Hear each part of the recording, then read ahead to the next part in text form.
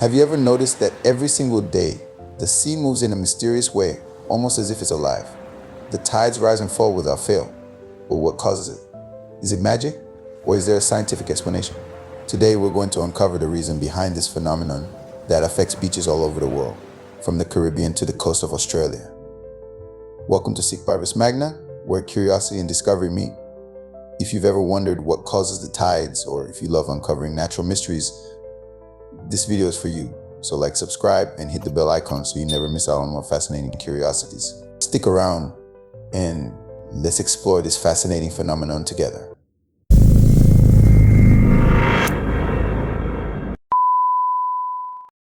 Tides are the regular movement of the sea level which rises and falls, typically twice a day. But what exactly are they? When we talk about tides, we're referring to a change in the height of the water, which can vary from a few meters to even kilometers, depending on where you are. This happens not only at beaches, but also at rivers and even lakes. However, the real explanation lies in something much bigger, and the secret behind tides lies in gravity. More specifically, the gravitational force of the moon and the sun. The moon, despite being much smaller than Earth, exerts a powerful gravitational pull on our oceans. When the moon is directly above a point on Earth, it pulls the water in that direction, causing the tide to rise.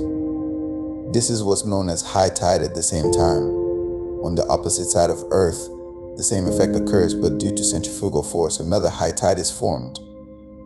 Now, you might be wondering, what about the sun? What's its role? The sun also exerts gravitational force on the oceans, but it's much less intense than the moon's pull. When the sun, earth, and moon align, the combined gravitational effect of these two forces results in the highest tides, known as spring tides. This typically happens during a new moon or full moon. Here's something that many don't know: the impact of tides can vary greatly depending on the shape of the coastline. In certain places like bays and gulfs, the water rises and falls much more dramatically, while in other areas like the east coast of North America, the change might be much more subtle. Local geography, the depth of the sea, and even the amplitude of the coast influence the intensity of the tides. The Earth and the moon aren't just stationary objects in space, they are constantly in motion, influencing each other.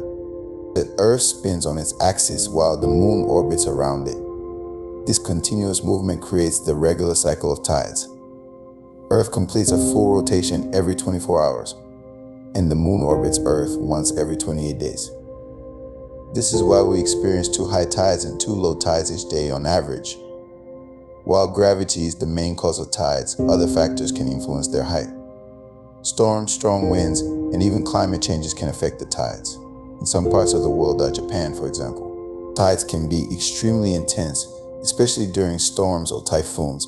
Under such conditions, the rising sea level, combined with strong winds and atmospheric pressure, can result in much higher and more powerful tides than normal, with severe impacts on coastal communities. With its unique geography and constant risk of natural disasters, is an example of how climate can amplify the force of tides.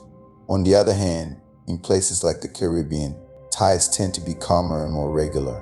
While still influenced by the moon and the sun, the gentle winds and relatively stable climate make tidal variations less aggressive, creating an entirely different scenario. So, the next time you're at the beach and you see the tide coming in or going out, remember that you're witnessing a natural phenomenon caused by the gravitational dance between Earth, the moon, and the sun.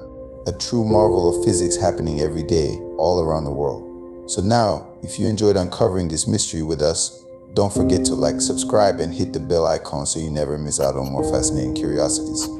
See you in the next video.